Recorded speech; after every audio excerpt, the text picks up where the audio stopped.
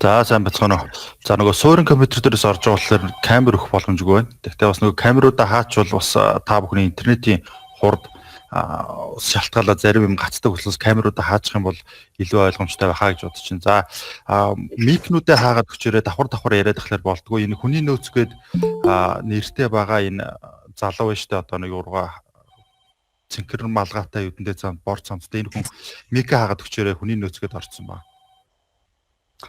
За би та бүхэнд урьдчилаад бэлтгэсэн байгаа.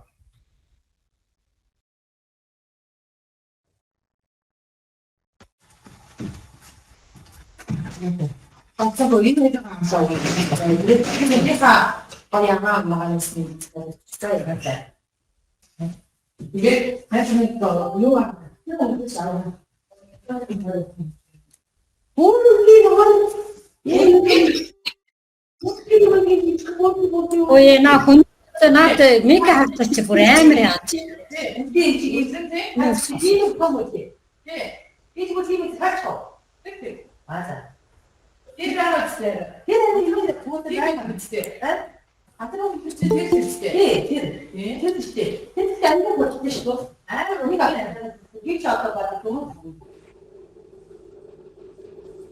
Чиний новшгүй.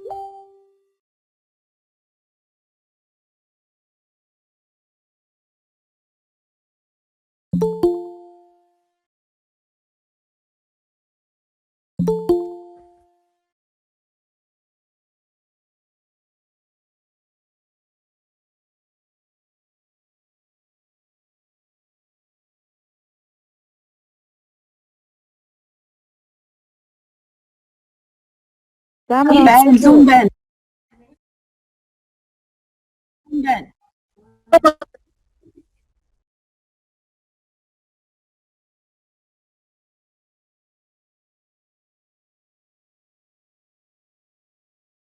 Хэдэн сантай наа. Цээл орж ирсэн байна.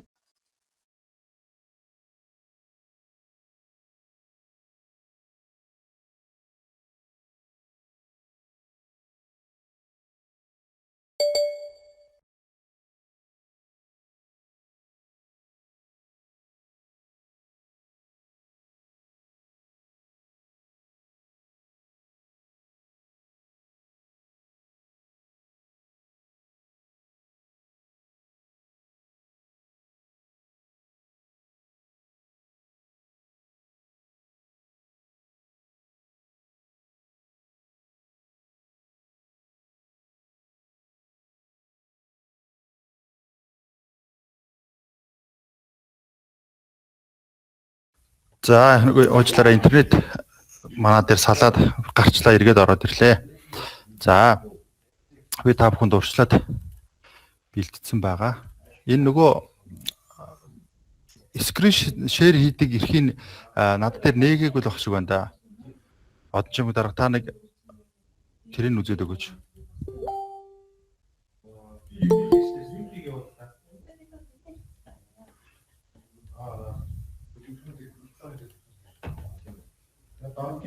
За одоо энэ харагдаж байна уу? Харагдаж. Ашгүй. За би та бүхэнд урьдчилан бэлдээд ингээд Төв аймгийн нэг сумыг оруулсан байгаа. За энэ дээр албан тушаалын тодорхойлт яаж оруулах вэ гэхээр энэ нөгөө бичлэгээ хийж байгаа юм болов? Хүний нөөц системээр 9 цэгтэр дараалал ингээ албан тушаалын тодорхойлт гэж хэсэг байгаа. За энэ дээр нөгөө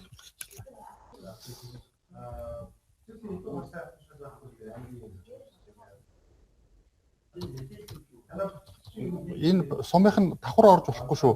Давхар оруулахаар гараад идэв.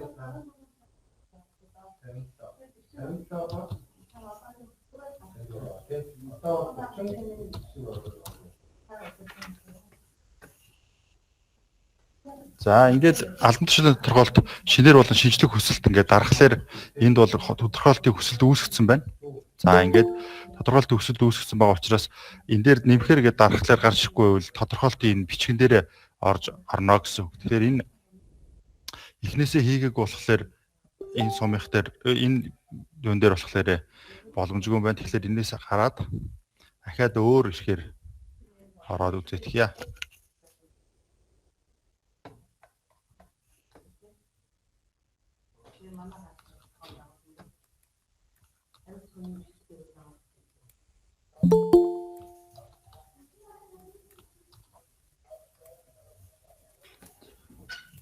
За худалдаа авах ажиллагааны газрынхаар орлоо. За 9 цэгтэр дараад албан тушаалын тодорхойлолтоо энд бас үүсгэсэн байгаа байна.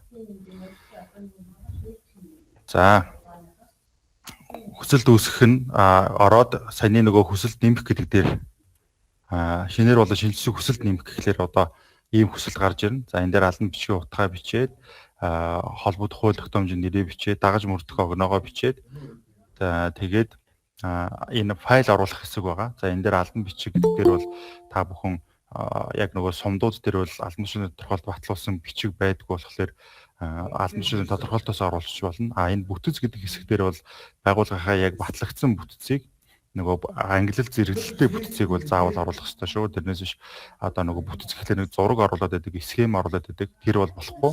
Тэгэхээр яг нөгөө орон тоотой за энд одоо ямар схемтэй юм оруулсан байна вэ гэдгийг харъя. За эднийх бол ингээ яг англи зэрэглэлтэй зөв юугаа оруулсан байна.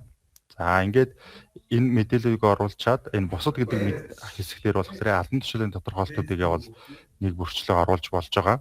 За сумдуудын хувьд бол нийтлэхээр батлагдсан учраас тэрийг бол эндээс хянах боломжтой учраас сумдууд бол заавал оруулах шаардлагагүй. За тэгээд энийг мэдээлэл оруулаад хадгалах товч дарахлаар бүтэц харах гэдэг энэ хэсэг орж ирж байгаа. За бүтэц харах гэдэг энэ хэсэг дээр болохоор өмнөх бүтэц гэдэг дээр танай байгууллага дээр мөрдөж байгаа өмнөх бүтэц манай гарч ирнэ. Өмнөх бүтцийг бол тэмдэглээд одоо дотоод нэгж гэдэг хэсгийг тэмдэглэхлээр хоошоо зөөх сум гарч ирж байгаа. За энэ сумыг дарахлаар шинэ бүтэц рүүгээ албан тушаалынхаа нэг жагсаалтаар ороод ирнэ. За энэ дээр албан тушаалын жагсаалт нь өөр байх юм бол тэрийг бол өөрчлөх гэж ороод за одоо худалдаа авах ажиллагааны газрын дарга гэж авах юм бол өөрчлөх гэж ороод одоо энэ дээр ахлах түвшинлийн дэс түвшинлж гэдэг юм уу ингээд солих боломжтой байгаа. Дээрэс нь боловсролыг нь бол бакалавр буюу түүнээс дээш гээд мэргэжлийн хэсэг бол кодоор нь хайж олно. 0 одоо бусад гэдгийг бол хаалт хийгээд 00 гэх юм бол бусадыг гараад ирчихэж байгаа. За эргэцүү гэх юм бол дашуу зураас татаад 0421 гээд ингээ хаалтаа хаах юм бол яг тэр нь гарч ирдэг гэсэн яг нөгөө албан тушаалын тодорхойлолт төр бичигдсэн хэлбэрээр хаагаад мэргэжлүүдийг гараасаа сонгож оруулна. Тэрнээс биш нөгөө албан тушаалын тодорхойлолт дээр байгаа юуг нэг зарим хүмүүс бол хуулж тавьчаад одоо болцсон гэсэн ойлголт байдаг. За зорилтыг бол энэ дээр бичнэ. Зорилгыг бичнэ. Зорилтыг бол энэ дээр өмнөх дугааргүй бичнэ.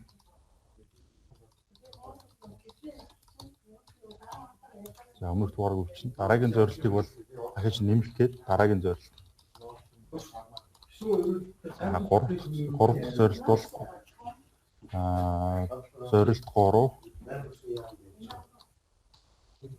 гэх мэтлээ ингээд 5 зорилттой бол доошо нэмээд яваа. Тэмдэглэл хэсэг дээр бол 2025 оны 208 дугаар тогтоолоор баталсан. За яг энэ албан тушаалын тодорхойлтын хэдэн оны ямар тогтоолоор батлах зөвшөөрөл олгосон бэ гэдгийг нь бол тус бүрчлэн бол оруулж болж байгаа. За тэгээд хадгалах товч дараад мөн орон тоог нь оруулах хэрэгтэй. За энэ дээр нэг орон тоо төрийн албаны зэрэглэлийн энэ дээр мөн оруулах хэрэгтэй. За ингээд орохлоор өөрчлөгдсөн гэж. За ингээд өөрчлөгдсөн гэдэг оронгууд дахин илгээх гээд явуулчихлаар одоо энэ үе шатанд та бүхэн харж байгаа. Байгууллага хүсэлт илгээх, салбар зөвлөх хянах, төрийн албаны зөвлөх хянах, төрийн албаны зөвлөлийн шийдвэр оруулах, тэгээ байгууллага албан тушаалын торгол дэлгэрэнгүй оруулах, салбар зөвлөх хянах, байгууллага тушаал оруулах гэдэг энэ үе шатуудаар ингээд дамжиж явж байна гэсэн. Тэгэхээр энэ олон үе шатуудыг дамжихын тулд одоо тухай бүрчлэн одоо үе шат болгон дээр та бүхэн ямар үйлдвэрлэл хийх вэ гэдгийг нь одоо тайлбарлаа явж байна гэсэн үг шүү. Тэгэхээр ингээд одоо бүтцийнхаа тохиргоонуудыг хийгээд албан тушаалын тодорхойлтуудыг бүгднийг нэг бүрчлэн зорилт, мэргэжлийн индексийг оруулахлаар одоо ахлах төшмөл дээр гэхэд сургалтын тусгай шаардлага байгаа одоо нөгөө дунд хугацааны мэргэжүүлэх сургалтанд хамрагдсан байх гэдэг шаардлага нь бол автоматар сонгогдоод ирчдэг. Тэгээ англи төшмөлийнхаа англи зэрэглээс гэсэн үг. За ингээд явуулсан хүсэлтийн маань болохоор салбар зөвлөл дээр хинж байгаа.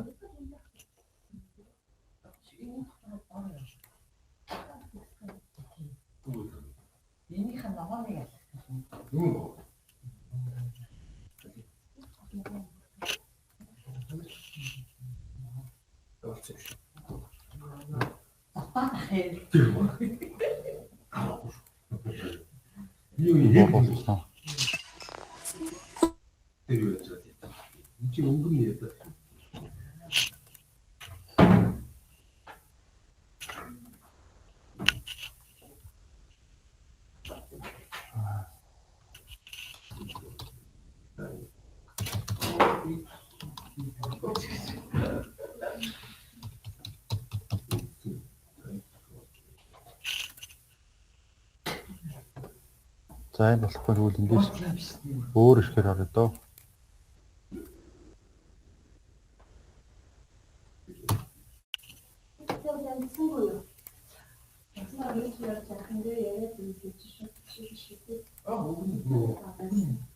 За ингээд салбар зөвлөлөө дээр бол байгууллагуудын хүсэлт бол ирчихэж байгаа. За байгууллагын хүсэлт дээр гэхэд одоо манай салбар зөвлөлийн эрхлэл дээр иймэрхүү хүсэлтүүд ирсэн байна гэсэн үг. За Хөвсгөл аймгийн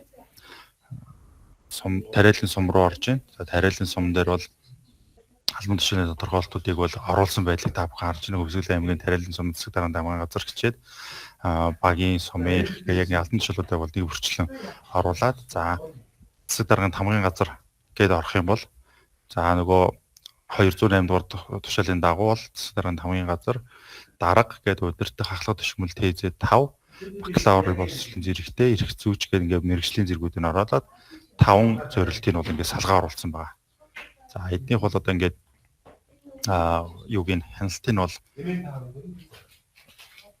хийгээд тэгээ дараагийн шат руу оруулдаг гэсэн. За одоо эндээс бол салбар зөвлөлдөөс эднийх болсон байна гэд хянаад төрийн албаны зөвлөл рүү илгээдэг. Нэг өмнөх юун дээр танилцуулган дээр байснаар хянсан гэд дарахлаар одоо цаашаа явна гэсэн. За ийм байдлаар бол салбар зөвлөл хянж байгаа. За төрийн албаны зөвлөл дээр бол үүнийг хариуцсан хэд хэдэн мэргэжилтнүүд бол суугаад хүсэлтийг бол хянаад төрийн албаны зөвлөлийн тогтоолыг Бусдын мик агаач явуулж байгаа. За одоо ингээд эндээс ахаад та бүхэнд дараагийн сумыг оруулъя. Одоо Хувсан аймгийн Хяргас сум дээр хүсэлт ирсэн байна. За энэ Хувсан аймгийн Хяргас сум гэхэд одоо саяныхыг харахад бол саяныхыг хийснээс бол арай өөрөөр хийсэн байна. Одоо та бүхэн харж байгаа сумын удирдлага гэхэд сумын удирдлага гэдэг нэгж бол байхгүй. Засаг даргын ажлын алба гэсэн нэгж байхгүй юм байна гэсэн. За тэгэхээр одоо эднийхийг бол би буцаагаад байгууллагын эрхээр ороод хянана гэсэн. За 27 оноо.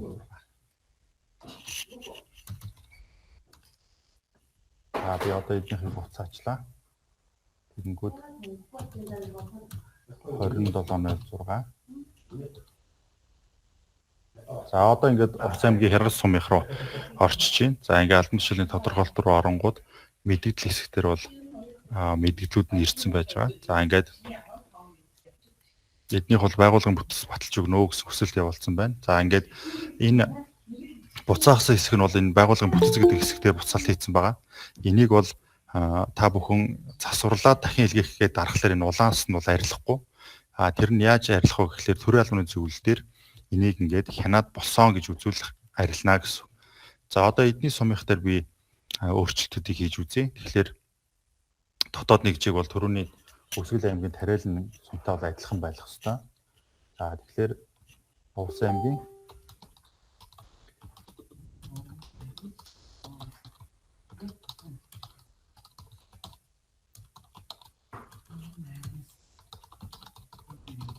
за ийм дотоод нэгжийг бол шинээр үүсгэж өгөх нь байна. За энэ бол газар тэмдэглэлтээр бол за ингээд Овс аймгийн Хяргас сумын засаг даргын тамгын газар гэсэн нэгж олж ирж байна. За багийн засаг дарга гэдэг энэ албан тушаал маань болохоор баг гэдэг энэ нэгжд байгаа бол баг гэдэг нэгжээс бол Хяргас сумын засаг даргын тамгын газар гэдэг нэгж рүү мөн шилжүүлж болж байгаа.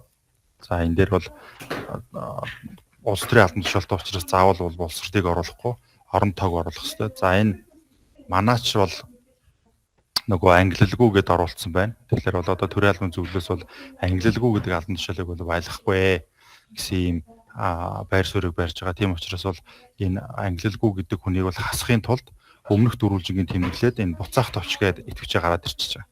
За тэрийг дарахлаар хасагдчихна гэсэн.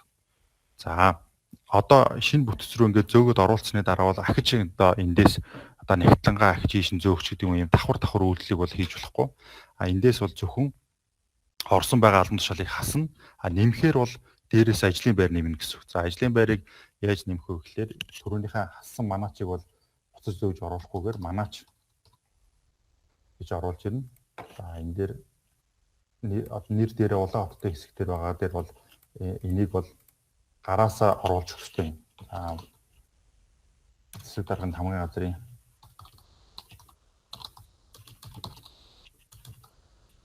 газрын гэрээт ажилтан манаач гэдэг юм одоо ингээд нэрийг бол нэр дээр одтой хэсгээр бол чөлөөд оруулж өгч байгаа.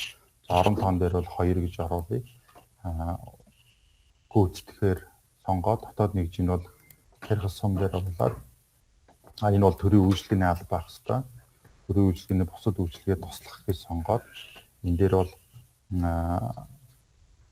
мэдж байгаа нөгөө манаа сахиулж ижүүлгдсэн. Энэ дээр бол ТÜ-гийн нэгийн албан тушаал үйлчлэлтэй байсан гэсэн. За боловсрол дээр бол хамаагүй юм бүртгэж чинь. Энэ дээр бол зорилт нь бол ТÜ-гийн албан тушаал учраас манаач гээд бичиж чинь энэ явандаа бол ТÜ-гийнх нь оруулах уу оруулахгүй гэдгийг бол дараа нь шийдэхэр байгаа юм.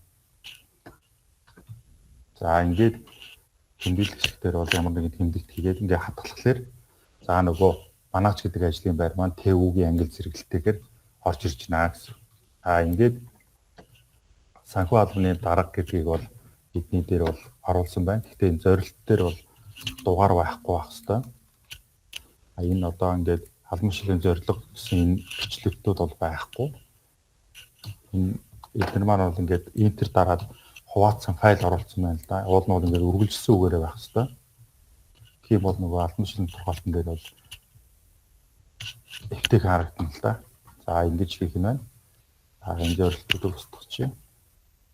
Дугаарыг устгах. За ингээд нөгөө нэгж хооронд шилжүүлэх учраас Хяргас сумын засаг даргын тамгын газар гээд ингээд шилжүүлээд засварлана гэсэн. За эднийг бол ингээд шууд харахгүйгээр шилжүүлчихье.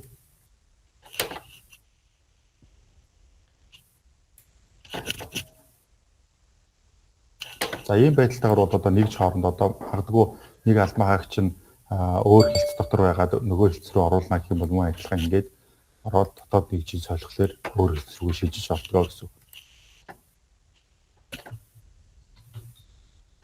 За ингээд энэ засваруудаа хийгээд болцоо гэх юм бол дахин илгээхэд дарна. За дахин илгээхэд дарангууд нөгөө хүсэлт маань бол дээдлийн тохиргоонд төрийн албаны зөвлөх хянахаа гэдэгт оршилсан байгаа гэсэн.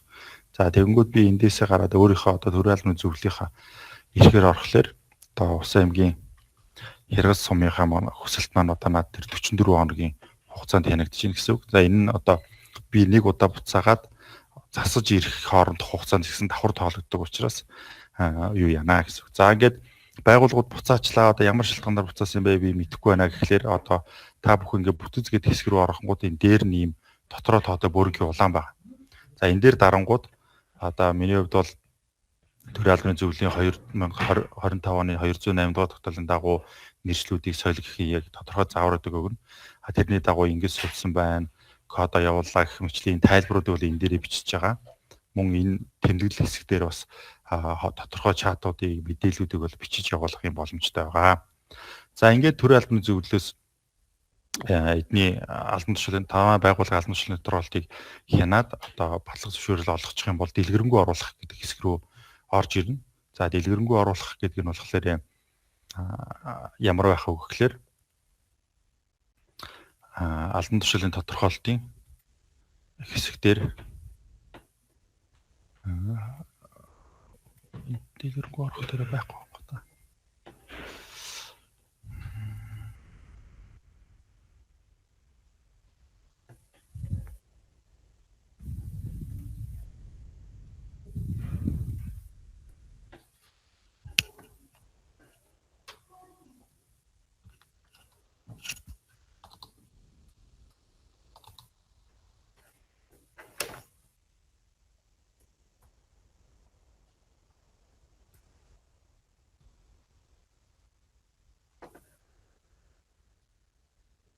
За дэлгэрэнгүй оруулах хэсэгтээ яг тэр процессын шатан дээр явж байгаа хүсэлт байхгүй байгаа юм байна л да. Тэгэхээр тэрийг хаанаас олж болох вэ гэхээр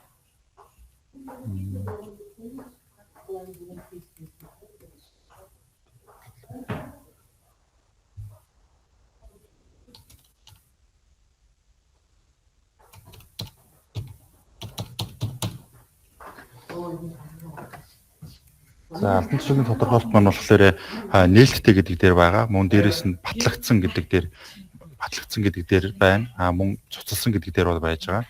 За батлагдсан гэдэг дээр бол хамгийн сүүлд ямар батлагдсан байгаа тэр чинь бол харагдаж байна гэсэн. За одоо дэлгэрэнгүй оруулах хэсгээр байгааг би та бүхэн харуулж байна. Байгууллага дээр Төрийн албаны зөвлөлийн тогтоолын дугаар орохлоор дэлгэрэнгүй оруулах гэдэг энэ хэсэг гарч ирнэ. За энэ бол аймгийн салбарын хянах зохицуулалтын хэлтсийн даргын албан тушаалын тодорхойлт байгаа. За ерөнхий мэдээлэл дээр бол ингээд засгийн газрын тогтоол, хаяг, байршил, удирдах гүйцэтгэх гэдэг ихний үе шатанд оруулсан мэдээлэлүүд мөн байж байгаа. За дараа нь болохоор нэгдүгээр зорилтоо бид нэр оруулсан байгаа, зорилгоо оруулсан байгаа. Тэнгүүд энэ нэгдүгээр зорилтын хүрээнд хэрэгжүүлэх арга хэмжээг бид нэр оруулна. Одоо албан тушаалын тодорхойлтын дээр байдаг. Тэрийг ингээд нэг бүрчлэн мөрөөр нь оруулаад хариуцлагын хэлбэрийг гүйцэтгэх хянах гэдгээр ингээд оруулна гэсэн. За ингээл зорилтуудаа оруулаад дуусчихна. Дараа нь бол албан тушаалын тодорхойлт тавих тусгай шаардлага буюу эхний ээлжинд бидний нөгөө сонгосон мэргэжлийн индексүүд тэгээд автоматар сонгогдож байгаа туршлагын одоо ахлах төшмөл учраас Төрийн албан 6 жилийн өмнөөс дэс төшмөлөөр 3 жил гээд хөгжлийн бэрхшээлт иргэний хувьд гээд энэ шаардлагуудыг бол гараасаа нэмж өгч байна. Тэгээ ур чадвар асуудал шийдвэрлэх, манлайлах энэ ур чадваруудыг бүгдийг нэмээд тэгээ дээрэс нь харилцах субъект гэхэд бол хяналтын улсын байцаагч гэхэд 5 хүн байна. Бусад харилцах субъект засаг даргын агентлаг энэ бүрчлийг нэг бүрчлээ оруулнаа. За баталгаажуулалтын хэсгээр болохоор албан тушаалтан дээр бол одоо албан тушаалын тодорхойлолтын дээр чинь ерөнхий газрын ч юм уу, аймгийн тамгын газрын ч юм уу ийм нэршлүүд байгаа. Тэгэхээр тэр нэршлүүдийг бол сонгох боломжгүй. Харин бол танай байгууллагт байгаа хэн нэгэн албан тушаалтны нэрийг бол одоо энэ дээр байгаа X-элж хагаад солилцвол сонгох боломжтой. За энэ дээр байгаа он сар огноог оруулаад тэгээд салбар зөвлөл рүүгээ илгээнэ. Тэгэхээр салбар зөвлөл болохоор дэлгэрэнгүй илгээсэн хүсэлтийг хянаад тэгээд буцааж байгаа. Тэрийг бол салбар зөвлөлийн нарийн бичгийн дарга дээр үнд тайлбарлаж өгч байгаа. Тэгэхээр явуулсан хүсэлтийн маань бол яг дэлгэрэнгүй оруулсан дээрх хүсэлтийнхаа яг тодорхой хэсэг дээр нь бол буцаалт хийдэг. Тэрний дагуу бол явуулж болно. За дараагийн нэг үе шат болохоор энэ лүн сумын хүн орж ирсэн байгаа болов? Орсон байна. За та надаа кодоо энэ чатан дээр бичиж явуулж боломж байгаа болов? За.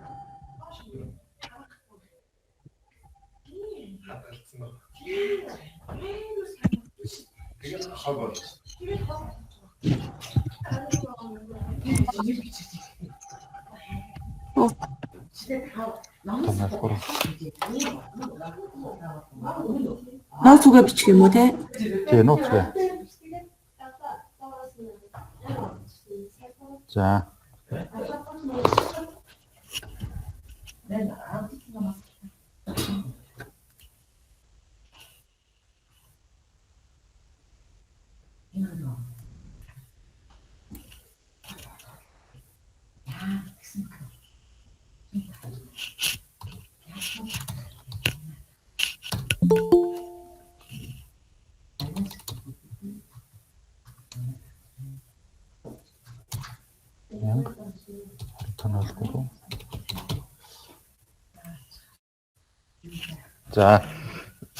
За лүнд сумыг яагаад сонгож байгаа вэ гэхээр лүнд сум маань болохоор албан тушаалын тодорхойлолтынхоо эхний үе шатыг бол хийгээд нөгөө тушаал оруулах эрх олгоцсон байгаа гэсэн.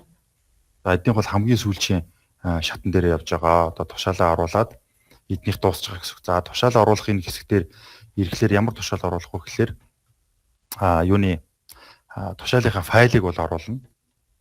За одоо над дээр энд файл нь байхгүй одоо өөр нэг юм оруулаад хадгалчихъя да. Тэгээд дараагийнх дээр нахаал юу яа.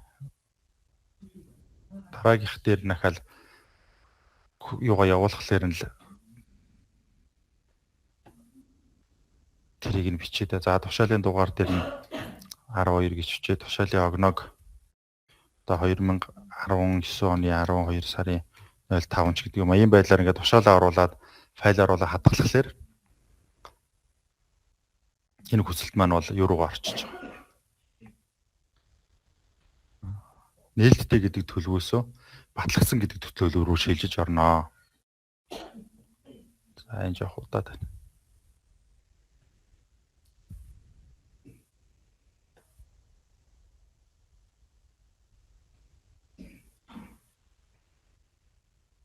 За одоо ингээм амжилттай гэдэг тэгэнгүүт энэ нээлттэй гэдэг төлөв дээр байсан хүсэлт маань байхгүй болоод батлагдсан гэдэг төлөв рүү орчиж байгаа. За ингээд батлагдсан гэдэг төлөв рүү орчингууд нөгөө албан тушаалын тодорхойлолт маань бол баталгаажсан хэлбэртэй байж гин төлөв нь дууссан байж. За одоо энэ дээр нэг хийх ёстой юм. Хүний нөөцийн систем рүү ороод бүтэц гээд оронгууд энэ батлагдсан бүтцээр шинжлэх гэдэг энэ төвчлөр байгаа. За лүн сумынхаа юуныхаа цалин тавьсан болов? 12 сарын эхний цалингаа өгсөн үү? Өгсөн. Аванс дуусан. За энийг ингээд дарахлаар ийм анхааруулга гарч ирсэн. За батлагдсан бүтцээр шинжилсэний дараа албан агчлын ажлын байранд өөрчлөлт ороод идэвхгүй болоод тэгээ цалин бодоход асуудал үүсч магадгүй шүү гэх санамж гараад. Тэгэхээр энийг одоо цалин буусны маргааш ч юм уу тийм өдөр дарах хэрэгтэй. Тэгэхээр лүн сумынх олгогдсон юм бол энийг шинжилгээ дарах нэ гэсэн. За шинжилгээ дараад тэгэнгүүт одоо та бүхэн харж байгаа лүн сумын засаг дарганы таван газар гээд хамгийн сүүлийнхаа энэ идэвхтэй юу н бүтцний ороод ирчихэж байгаа. Тэнгүүд ажилтан гэдэг дээр ингээд 26 хүн маань ажлын байр идэвхгүй болчихно гэсэн. За энэ 26 хүнийг ажлын байрыг яаж идэвхтэй болгох вэ гэхлээр одоо энэ Наранбаатар Эрдэнэ цогт гэхлээр засаг даргын орлогч байх шиг байна. За засаг даргын орлогч руу орлогчийн нэрлүү дараа орохлоор засаг даргын орлогч гэж байгаа. За ингээд оронгууд лүн сумын засаг дарга гэдэг дотоод нэгжтэр сонгогдсон байгааг устгаад ахаад лүн сумын засаг дарга гэдэг энэ урдаан ногоонтой идэвхтэйг сонгоно гэсэн. За тэгээд энэ дээр дахиад засаг даргын орлогч гэдэг нэрээ хайж олноо. За ингэнгүүт урдаа идэвхтэй ногоон цэгтэй засаг даргын орлогч гэсэн энэ цонх гарч ирж байгаа. За тэгэнгүүт энэ автоматар албан тушаалын тодорхойлолтын нь хэмжээнүүд ингээ гарч ирэнгүүт үргэлжлүүлэх, хадгалах гэдэг дарангууд за нөгөө хүний нөөцийн систем дээр идэвхгүй байсан 26 маань 25 болоод за Наранбаатар гэдэг хүн маань бол идэвхтэйрөө орчих. Энэ удаа цалин бодож болно гэсэн. За тэгээд дараагийнх нь хүний рүү ахаал орно. Адилхан. За энд өөр юу хийж исэн хүн байна. За одоо энд болохоор тусралт авч байна. За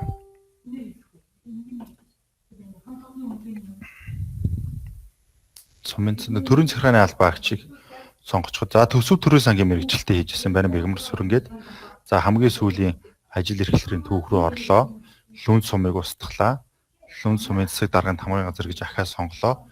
Энэ дээр төсөв төрийн сангийн мэргэжилтэн гэдэг уралдаа идэвхтэй байгаагийн сонгоно гэсэн. За ингээд цалингийн сүлжээгээ сонгоод шатлалаа сонгоод тэгээд өргөжлүүлэх хадгалах дарахлаар за буцаад ингээд ажилтан руугаа орохлоор нөгөө 25-24 болоод мегаморсо идэвхтэй яг энэ үйлдэлийг ингээд хийнэ гэсэн.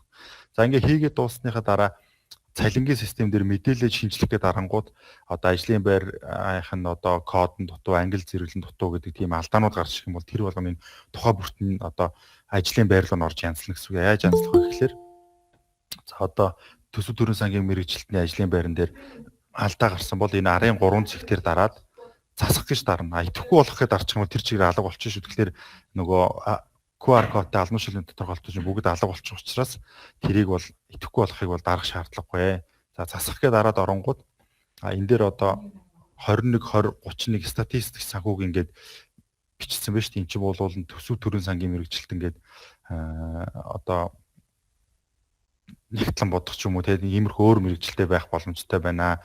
Энийг одоо юун дээр санхүүгийн програм дээр ажил мэргэжлийн ангиланд олдохгүй байна гэсэн ийм алдаа гарах юм бол төсөв төрийн сангийн мэргэжилтэн гэдэг нэрээ хуулж авч жагаад за энийг 24 22 тэгээ бодлогын захиргааны мэргэжилтээр сонгочихно. За тэгэнгүүт бодлогын захиргааны мэргэжилтэн гэдэг нэгээ устгаад нөгөө төсөв төрийн сангийн мэргэжилтэнгээ болгоод тэгээд үргэлжлүүлэх хадгалах дарчих юм бол нөгөө ажил мэргэжлийн англи маань бол солигдоод нэгтлэнгийн програм дээрх алдаанууд нь засагтаад явах юм. За тэгээд ахаад өөр төрлийн удирдах гүйцэтгэх ч юм уу төрлийн алдаа гарсан бол мөн адилхан ингээл 3 цэг дээрээ дараад энэ удирдах гүйцэтгэхийн алдаа бичээгүй байна уу ямар байна гэдгийг тэрийгэл шалгаад явах учраас энэ нөгөө цалинд бодоход алдаа гарнаа гэдэг ингэж байгаа гэсэн.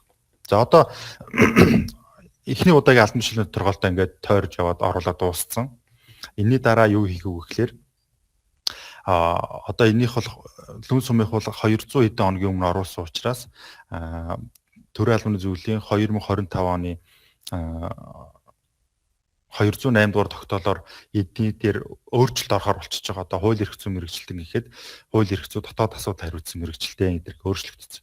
За тэр өөрчлөлтийн хүсэлтийг яаж явуулах вэ гэхээр албан тушаалын тодорхойлолт орлоо мөн адилхан чинээр болон шинжлэх хүсэлт явуулна. За энэ дээр нэмэлт өөрчлөлт. За би энийг ингээд тавчлаад бичиж байгаа шүү цаг хугацаа хэмнээд.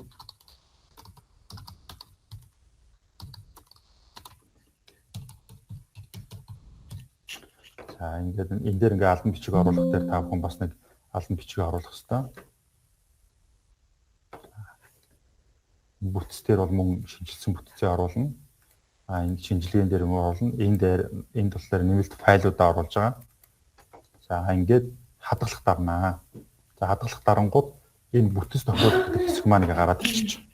За одоо энэ лүн сумын хувьд бол энэ хойно энэ ATT гэсэн бичгтэй байгаа ажлын байрууд бол захим ATT QR кодтай ATT-ийг үүсгэсэн байгаа ийм ажлын байрууд гэсэн. За тэгээ мөн адилхан өмнөх дотоод нэгжээ тэмдэглээд хоошоо хуулна. Тэгээ шинэ нэгж рүүгээ хуулж штэ. Ингээ хуулахад заримдаа ингээд уншиж байгаад алдаа заагаад гарчдаг. Тэнгүүд манайхан ахаад хуулах гэдэг. Тэгэхгүй энийг ингээд алдаа заагаад зогсох юм бол системээ хаагаад нэг 20-30 минут одоо нэг аяг цаймаа ууж агаад буцаад эргээд орохлоор нөгөө хуулах процесс нь их хэмжээний дата хуулж байгаа учраас удаан хуултыг. Тийм болохоор тэрийг одоо ингээд хурдлуулах шаардлагагүй жоохон хааж байж байгаа нь 30 минут дараа эргээ орох юм бол бүтэн хуулагдсан байдаг. Тэгэхээр тэрийг бас нэг жоохон хүлээцтэй энэ процесс дээр хүлээцтэй хандаарай гэсэн үг. Ягаад гэхээр энэ сумын засаг дарганы тамгын газар энэ бүх албан тушаалуудын ард ингээд 6 хуудастай мэдээлэл ингээ агуулгадж байна гэсэн үг. Одоо энэ зөвхөн нэр биш цаана маш их дата мэдээллийг одоо зөөж хуулгаж байгаа учраас гэсэн. За энэ маань бол ингээд нэг 2 минут илүү 3 минут орчим хуулж агаад эсвэл алдаа заана эсвэл хуулна. За ийм хоёр процесстэй. За лүн сумын хувьд бол 2 дахь шатныхаа буюу өмнөх албан тушаалын тодорхойлолтоор нэмэлт өөрчлөлт оруулахаар болж байна гэсэн үг. За одоо бол эднийх юу яачлаа? Алдаагүй хуулагдаад ороод ирчлээ. За тэгэнгүүт хууль эрх зүйн мэргэжилтэнгээ бол өөрчлөх гэж ороод хууль эрх зүй дотоод ажил хариуцсан мэрэгжилтэн гэж сольж бичнэ. За сольж бичээд мэрэгжлийн индекс дээр нь бол нөгөө бусад хаалттай 00 гэдэг юм мэрэгжил орж ирж байгаа. За энийг мэрэгжлийн орж ирнэ. Тэгээд бакалаврын боловсролын зэрэгтэй бусдын дээр бол өөрчлөлт орохгүй. Энэ зорилго нь бол автоматар устдсан байгаа. Тэнгүүд энэ дээр бол зорилго нь бол нөхөж бичнэ. Тэгээд энэ зорилтууд нь бас мөн өөрчлөгдсөн байгаа болохоор зорилтуудыг сольж бичээд тэгээд хадгалах дарах нь тэмдэглэл хэсэг дээр бол 2025 оны 208 гэдэг ингээд хадгалаад ингээд явхлаар хууль эрх зүй дотоод хэрэгцээ мэрэгжилт ингээд өөрчлөгдөж байгаа. За тэгээ ингээд өөрчлөгдөхийг болоод ирэнгүүд илгээх дарахлаар хууль эрх зүй дотоод хэрэгжил мэрэгжилтэн гэдгийг өөрчлөлт орсон байна. Энийг илгээхдээ та итгэлтэй байна уу гэдээ ингээд дарнаа гэсэн. За ингээд дарахлаар илгээхгээ дарахлаар энэ хүсэлт маань бол нэмэлт өөрчлөлт хүсэл маань салбар зөвлөл дээр буюу аймаг дээр очиж байгаа гэсэн. За энэ мэтчилийг ингээд тойроод өмнөх процессынхаа дагуу нэмэлт өөрчлөлтүүд хийгдээд тэгээд явнаа. За эндээс одоо хин Одон чимэг дарга нөгөө лүн сумын сонгон шалгаруулалтын систем эрхэн нээгдсэн байгаа лөө.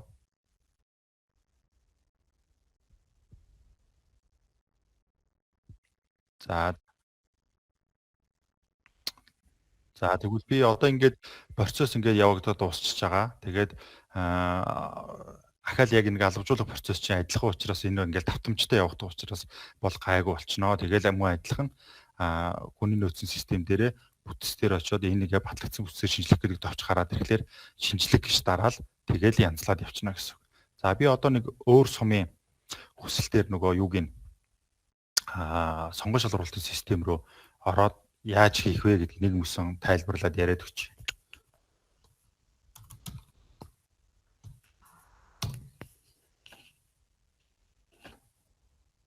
За би сая энэ өмнө говийн дээр энийг янзлж ийсэн. За өмнө говь дээр. За өмнө говь дээр.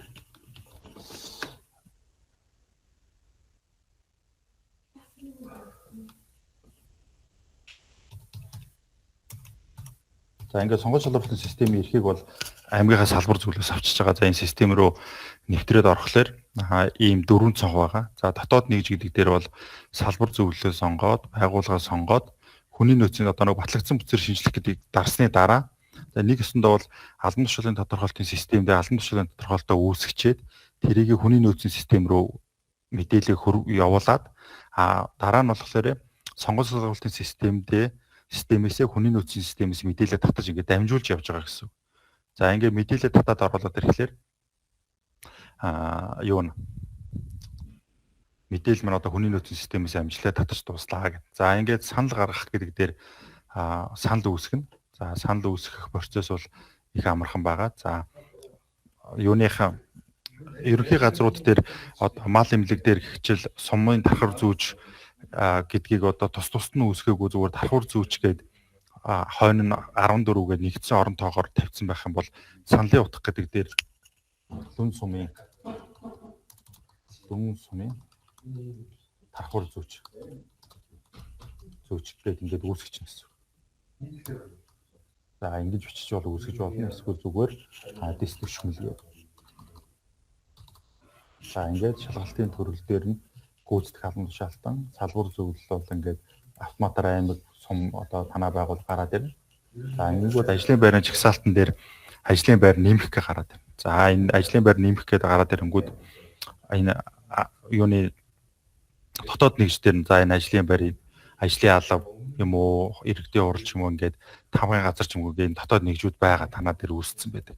Энэ болохоор албан тушаалын тодорхойлолт байхгүй ингээд бүх ингээд нэгжүүдийг харуулад байгаа болохоор яг аль нь албан тушаалын тодорхойлолттой нэгж вэ гэдгийг бол бүтц дээрээсээ хараад хамгийн сүүлийн нөгөө идэвхтэй лүн сум дээр хэрэгжилж исэн энэ одоо бүтцийг хараад оруулна гэсэн. Одоо эднийх бол лүн сумын засаг даргын тамгын газар гэж байх юм бол яг эдний сонгон шалгаруулалтын систем дээр лүн сумын засаг даргын тамгын газар гэсэн бичгтэйг л сонгоно гэсэн. За одоо эдний танаа нар дээр ч гэсэн адилхан иймэрхүү асуудал тулгарна. За одоо мэрэгжилтийг зарлаа гэхлээр иргэдийн төлөвчтэй хурал юм чинь нэг иргэдийн туршийн хурлыг сонгочих тэр энд багийн засаг даргал байгаад байдаг. Тэгвэл дараагийнхан сонгож үзнэ. Энд тэгэл багийн иргэдийн нийтийн хурал байна. Үгүй юм байна. За тэгвэл энэ иргэдийн хурал байж магадгүйгээ солиод сонгохлоор одоо сумын иргэдийн төлөвчтэй хурлын нарийн бичгийн даргаыг зарлах гэж байгаа гэж бодно шүү дээ. Тэгэхээр одоо энэ дээр сумын иргэдийн төлөвчтэй хурлын нарийн бичгийн дарга гэсэн ийм олон ажлын байр ингээ өмнөх түүхт нь байна гэсэн. За одоо энэ иргэдийн төлөвчтэй хурлын нарийн бичгийн дарга гэдэг энэ ажлын байрыг зардлаагээ сонгохлоор нөгөө нэг гэдэг товчны гарч ирэхгүй PDF файл оруулах гэж гарч ирэхээр энэ бол буруу гэсэн. За дараагийнх нь ингээ сонгоод үзэхлээр мөн адилхан PDF файл оруулах гэж гарч ирэхлээр бас буруу байна гэсэн. Тэгэхээр бүтц дээр ямар байсан байна гэд одоо энэ сумын иргэдийн хурлын нарийн бичгийн дарга гэснийг дарахлаар нэг гэд очтой одоо нөгөө шууд цахим системээс QR кодтай албан тушаалын тодорхойлолтод татагдчих гарч ирдэг. Энэ ажлын байрыг одоо сольж жагаад одоо яг аль нь зөв бэ гэдгээрээ сонгож гаргаж ирнэ гэсэн. За энэ бол ингээ QR кодтай. Энэ QR кодороо бол хааж очсон яг тэр зам нь нэгддэг юм байна. За тэгэл сул оронтой гарсныг энэ сонгоно. За шийдвэр нь хязээ гарсныг онгон шийдвэрийн дугаарыг оруулна. За тэгээд сул оронтой гарсан шалтгааны файл нөгөө тушаалыг оруулаад за энэ дээр нэг оронтой зарлж байгаа юм уу 15 оронтой зарлж байгаа юм уу тэрийг бол хийгээд тэгээд хадгалах гэж тарчиж байгаа. За одоо ингээд ажлын байрныхаа захиалгыг үүсгэчлээ гэсэн үг. Тэгээд салбар зүйл рүүгээ илгээх гээд дарахлаар салбар зүйлээс одоо сумдуудаас ирсэн хүсэлтийг нийлүүлээд нэг зар болгоод ингээд зарладаг гэсэн. За ийм байдлаар одоо манай албан тушаалын тодорхойлолтын систем захимд оруулах маань юутайгаа сонгон шалгуулалтын системтэйгээ уялдаж байгаа гэсэн. За одоо энэ Өмнөговь аймгийн сумын энэ иргэдийн төлөвчтэй хурлын мэрэгжилтэн гэдэг энэ ажлын байран дээр сонгон шалгуулалт зарлагдаад тэгээд тэн дээр нэгээр гарсан хүн бол яг энэ ажлын байран дээр шууд регистрийн дугаараараа холбогдоод өөр хүн томилж болохгүйгээр ийм холболтыг бас давхар хийж өгч байгаа. Ийм давуу талтай байгаа гэсэн. За лүүн сум руугаа буцаад оръё. Тэгээд та бүхэн албан тушаалын тодорхойлолтоо хаанаас харах юм бэ гэдэг. Хоёр газараас бол харж болж байгаа. Нэгдүгээрт бол тайлан гэдэг хэсэг дээр ороод албан тушаалын тодорхойлолтын тайлан гэдээ орох юм бол нөгөө албан тушаалын тодорхойлолтууд нь байж байна. За байгууллагын орчны мэрэгжилтний албан тушаалын тодорхойлолтыг татах юм бол нөгөөх нь маань ингээд QR кодтой үүссэн. Ингээ байж байна гэсэн. За дараагийнх нь болохоор албан тушаалын тодорхойлолт руугаа ороод батлагдсан гэдэг рүү ороод тэрэн дотроо тодорхойлолт гэдэг оронгууд одоо ингээд дууссан төлөвтэй байгаас тэрэн дээр ингээд засаг дарганы тамгын газар гэдэг харангууд энд маяг татах гэж байгаа. Энийг татах юм бол нөгөөх маань ингээд бас гарч ирдэг. За ийм байдлаар одоо албан тушаалын тодорхойлолтоо үүссэн үүсээгүй байна гэдгийг бол харж болно. За одоо нэг зүйлийг анхааруулхад энэ ингээд албан тушаалын тодорхойлолт үүссэн ажлын байрууд байгаа. Энийг хүмүүс маань ингээд санамсаргүйгээр итгэхгүй болгоод устгацдаг. Тэгэх юм бол энэ маань одоо нөгөө албан тушаалын тодорхойлолттой хамт устчихж байгаа. Тэгэхээр тэрийг итгэхгүй болгох устгах гэх ингээд арчлаар алга болчихж байгаа. Тэрийг та бүхэн маань аль болох дарахгүй байгаарэ гэж хүсэж байна. За ерөнхийдөө бол албан тушаалын тодорхойлолтын танилцуулга маань ингээд дууслаа. Та бүхэнд одоо тодруулж асуух зүйл бас өөрсдийнхөө эрхээр оруулаад байгууллагынхаа процессыг шалгуулъя гэсэн хүмүүс байвал би бас одоо ингээ ороод танилцуулгад бол бэлэн байна. Таньсан нэг юм асуу.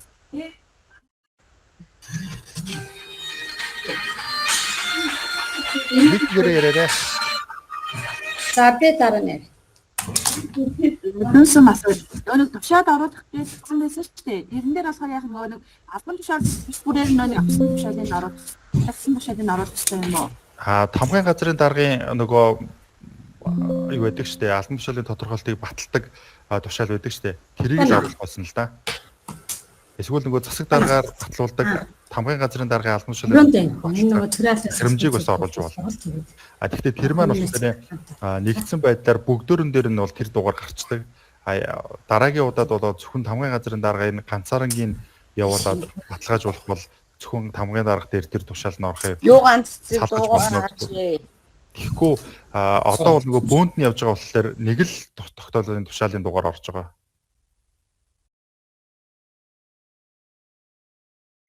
За баярлалаа. Шинэ хүн ярьж байгаа дурын энийг ганц хэсэг гээд мик хаацшил бадхуу. Айгу төвхтэй. Хаачлаа би бас юм асуух гэдэг юм аа.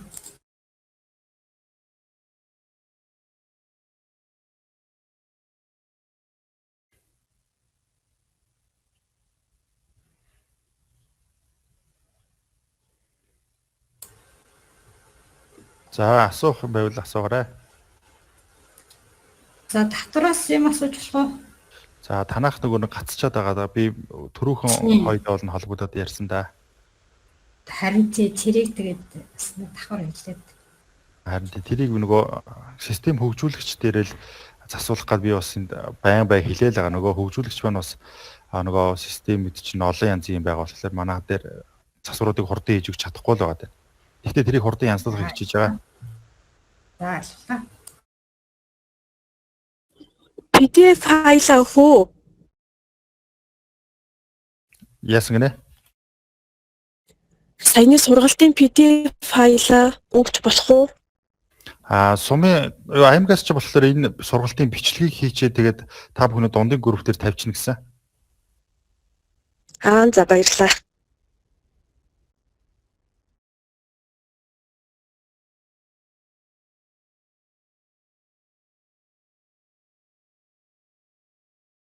За манайхын Дүүэмгийн худалдаа авах ажиллагааны газар би энэ гал хоёр студенттэй одон цэвэг дараагаар дамжуулаад нөгөө нэвтрэх хэрэгээ өгсөн юм. Манайх болохоор сая оны төгсгөлд 11 сард 3 албан тушаал байна уу?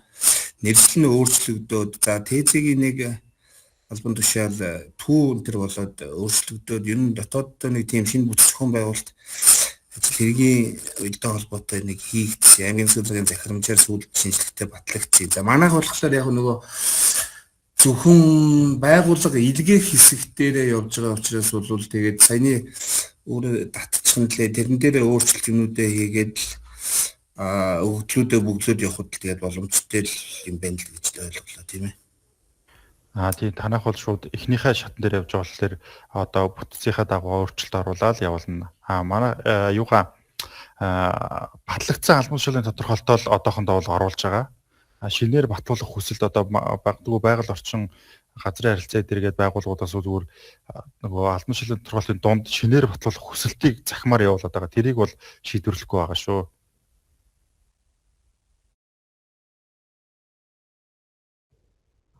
Ажлын байрны шинжилгээ оруулах хэсгийг оруулах нь бол ажлын байрны шинжилгээ хэсгээр бол сумын тамгын газрууд бол албан тушаалын тодорхойлолтоос нэгийг нь оруулчаарай. Нөгөө тусгаалаа батлуулсан байдаг аймгийн засаг дарганы тамгын газар ч гэдэг юм уу энэ байгууллагууд бол яг нөгөө шинжилгээгээ оруулах хэрэгтэй.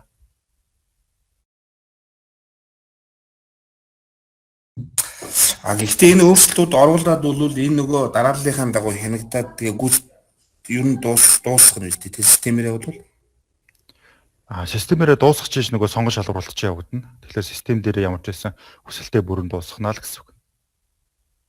Яг манайх болохоор нэг юу н тусгай ерөнхий сонгон шалгуулалтын юу байхгүй зүгээр л албан тушаалын тодорхойлолтуудаа бол системээрээ батлагдаад тэр QR кодтай болгочихвол болох гэдэг. Болно. За баярлалаа. Ерөнхийдөө бас нэлээд сайн мэдээллүүд авчлаа. Баярлалаа.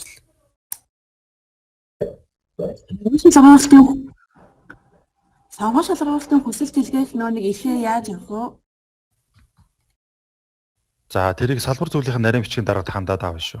Байгууллага төс бүр дээрээ нөгөө нэмж хэлэхэд төрийн үйлчлэгний байгууллага болохоор та одоо бол орж ирээгүй байгаа гэж та бүхэн анзаарсан бах. Төрийн үйлчлэгний байгууллагууд бол та бүхэн бас дамжуулаад хэлж ирээ нөгөө сумдын тамгын газрууд байгаа болохоор тэд нар маань болохоор улаан тамгатай PDF файлаараа сонгон шалгуулалтаа оруулж байгаа. Тэгвэл нөгөө албан тушаалын тодорхойлолтын нэр албан тушаалын нэр гэж байсан шүү дээ нөгөө 3 цэг дээр дараа сольдог. Тэрэн дээр бол юу яах вэ? За би одоо бас тэрийг харуулчих. Тэгэхгүй бол юун дээр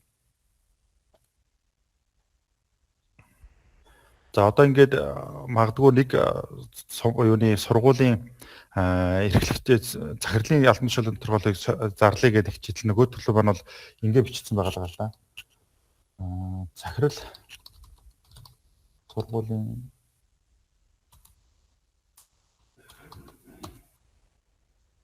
за тэнгууд ингээд захирал ердийн сургуулийн дотор байртай гэх ингээд нэр дээрээ улаан одтой хэсгээр ийм нэртэй байгаад. Тэнгууд яг энэ нэрээрээ татагдаж орж ирээд сонгоо шалгуулалтаар орчод байгаа байхгүй. Тэгэхээр одоо энийг бол нөгөө гараасаа устгаад одоо юу гэх юм дүн сумын сургуулийн захирал гэх.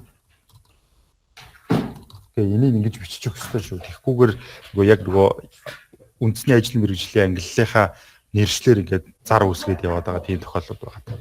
Тэгэхээр энийг ингэж 3 цаг дээр нь дараад солиорой гэдгийг хэлээд өгөрөөд ч үгүй. Одоо энэ дээр засаг даргын тамгын газар гэдэг нэг чи энэ дээр ороод засах гэж оронгуутаал энэ дээрх нэрийг солих нь шүү дээ. Яг тэр сумын засаг даргын тэр цэцэрлэг яг нэрийг солиод тэгээ хадгалнаа л гэсэн үг шүү.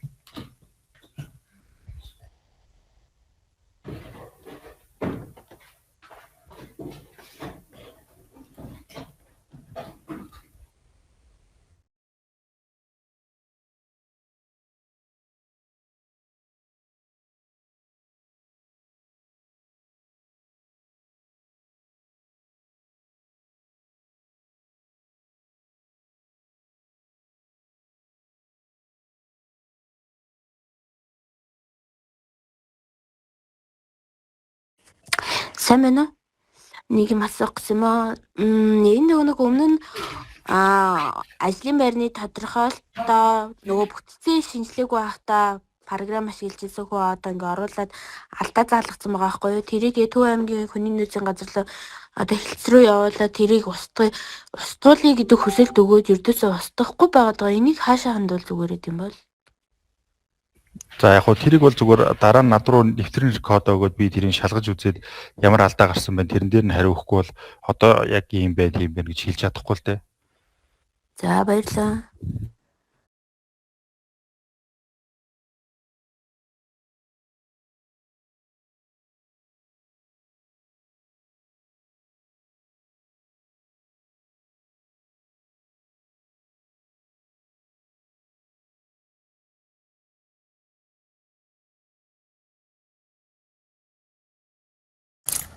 Зүгээр яг энэ нөгөө албан тушаалын тодорхойлолтоос гадтай холбоогүйгээр цэлэнгийн нэгдсэн системтэй холбоотой юм асууж болох уу? За цалингийн нэгдсэн системийн болохоор манай нөгөө сургууль судалгааныхаа юу яаж байгаа л да хариуцтын. Гэхдээ би ч баг одоо нөгөө надаас асуусаар байгаа баг хариулаад гайгүй мэддэг болчихоо л байж байна. Тэгээд зарим юмнуудаас яг нарийн бидэхгүй байна. Тэгээ энэ нөгөө програмд оруулахтай холбоотой биш. Энэ одоо энэ 12 сар цалингийн одоо нэг нэгдсэн системээс чинь улирлын ажлын үр дүнгийн мөнгөө урамшуулал эдрийг одоо нөгөө оруулах ашиглах боломжгүй болгоцсон байх юм.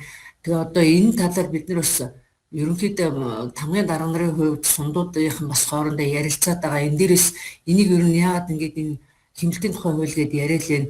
Яагаад энэ одоо бүтэн жил ажилласан нэг жилдээ 2 хон өгдөг энэ урамшууллын мөнгийг бодож болохгүйгээр энэ систем дээр програм дээр ингээд ийм хаалт хийсэн болоо. Энийг одоо ер нь яг яах ёстой юм бол яг энэ чигээр байгаа жилийн эцээр энэ хүмүүс маань албан хаагчид маань өвдөнгөө урамшууллаа авч чадахгүй байдалд ерөнхийдөө хүрчээд байгаа байхгүй. Тэгэхээр бид нэр энд орж болохгүй энэ програмыг цаанаас нь ийм болгоод ашиглах боломжгүй болгоцсон л байна л да.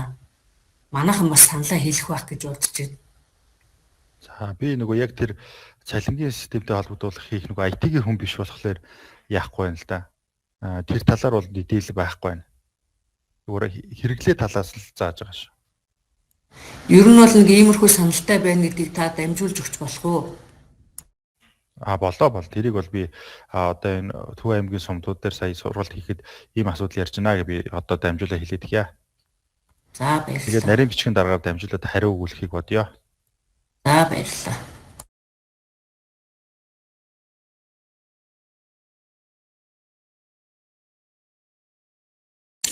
За энэ нөгөө Төв аймгийн худалдаа авах ажиллагааны газрын юу руу нэг дахиад ороод хойш миний нөгөө энэ дэд сэслүүдээ бөглөх хэсэг маань идэхгүй болцсон байх. Энэ ямар хэвтэй вэ? Тэр нөгөө салбар зөвлөлийн илгээх гээд ардсан болохоор тэгж байгаа зүгээр салбар зөвлөөс буцаачихлаар болно. За төгөөлхийн буцаах юм байна тий.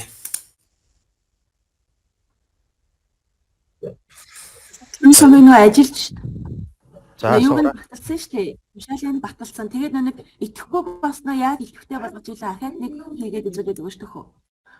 Энэ сургалтын бичлэгээрээ та дараа нь үзчихээрэй. Тэрэн дээр байгаа шүү. За. За энэ ийм асуултууд ирсэн байлаа. Зөвхөн шинжлэгдсэн албан тушаалын тодорхойлтыг оруулах ёстой юу гэж энэ танаа байгууллагууд мөрдөж байгаа албан тушаалын тодорхойлтыг л оруулна гэсэн үг. Одоо тэр нь 25 онд 3 шинжлэхтээд 19 онд 3 байх юм бол тэгэл нийлүүлээл тэр 6-гаа оруулаа л гэсэн үг. Яг мөрдөж байгааг л оруулна. Яг орон тоогийнхоо хэмжээнд төрийн үйлчлэгээ улс төрийг бол орон тоог нь оруулаад тэр зорилтон дээр нь бол хамаагүй юм бичээл явуулж байгаа. Орон тоо нь бол чухал байдیں۔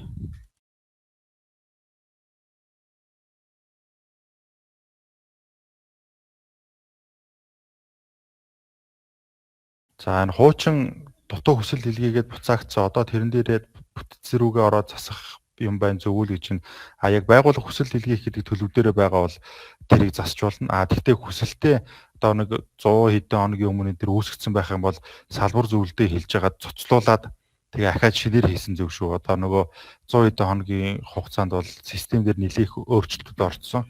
Тийм болохоор өмнөх нь үүссэн хүсэлтүүд дээр алдаа заах магадлал өндөртэй байгаа.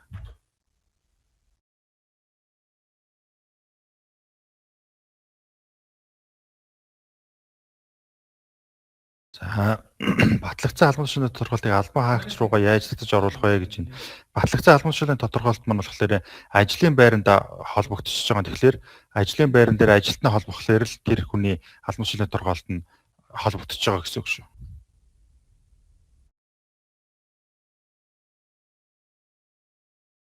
За програм дээр ямар ч албан тушаалын тодорхойлт байхгүй байна гэхэл тэрийг яах вэ гэхээр танах нэгийг ч оруулж байгаагүй байна. Бүгдийг шинээр оруулна гэсэн үг. Төрөний нөгөө дараагийн хүсэлт явуулах гэж лүн сумын заавар дээр танилцуулсан. Эхний удаад оруулахад бол бүгдийн шивэд айгүй их цаг зарцуулж байгаа. Хоёр дахоос нь бол нөгөө өмнөх мэдээлүүд нь гараад ирэхлээр түүн дээр зарцуулах цаг нь бол бага байгаа.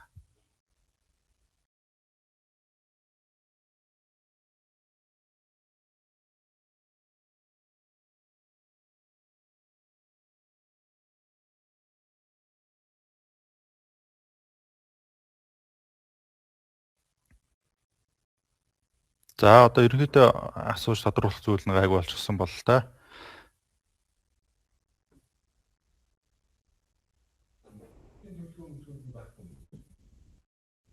Би хин одноо дарахт утасныхаа дугаарыг өгч тэгээ шаардлагатай юмнууд байвал асууж агаад лавлаад ягараа бүр болохгүй л байгаа юм бол над руу ярихгүй бол яг нөгөө улсын хэмжээнд ганцаараа шахуу ингээ зөвлөгөө өгöd байгаа болохоор албан тушаалын тодорхойлолттой холбогдуулаад яг наривчлан асуудыг хариулахад их төвөгтэй байгаад байдیں۔ Заримдаа.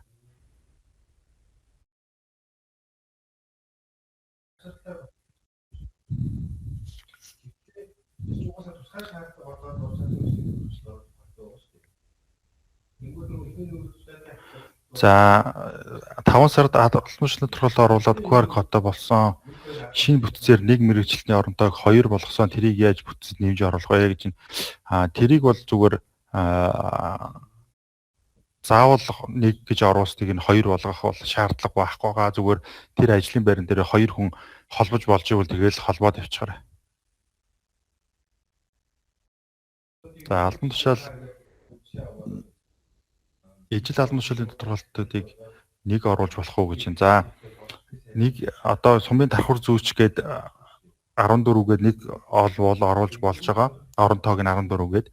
Гэхдээ сонгон шалгуулалт зарлахад жоохон асуудал үүсэж байгаа болохоор би сүүлийн үед байгууллагуудыг бол одоо залхуурахгүй шиг л одоо давхар зүүч гээд 14 үүсгээл нөгөө copy paste хийгээл бүгдийг нэг сумаар оруулчих юм бол илүү амар юм байлээ л гэж зөвлөд байгаа. Гэхдээ бол нэг доор бол оруулж болно.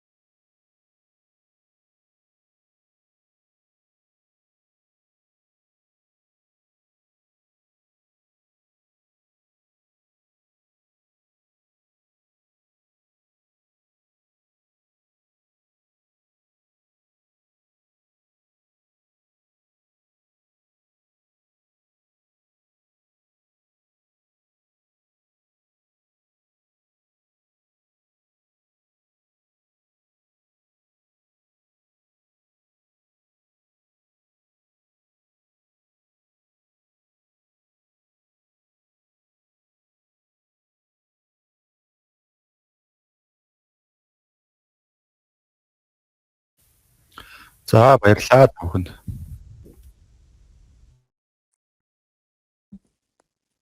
Баярлалаа. Ахад нэг асууж болоо. Одоо нөгөө Төв аймаг дээр Төв аймгийн сумдуудыг одоо яг хариуцаж зөвлөгөө өгж байгаа мэрэгчлэлтэн хин гэдэг хүн байгаа юм болоо.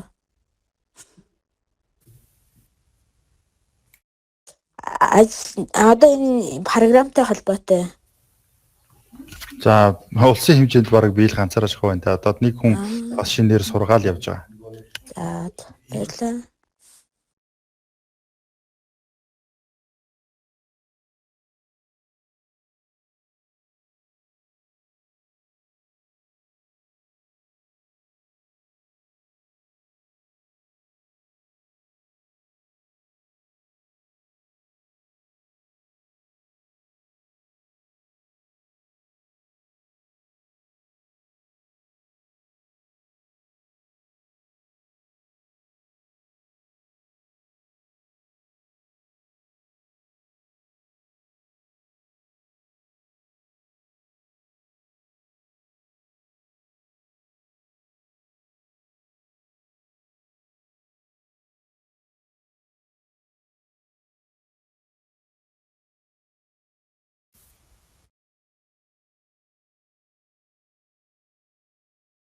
Энэ одоо заавал энэ тайлангийн сартаа бодуулаад малын тоотой ийм ажлын ачаал ихтэй байгаа энэ сартаа заавал энэ шинжилгээ хийх ёстой юм болоо он гараа хийх боломж олцоо байгаа юм бол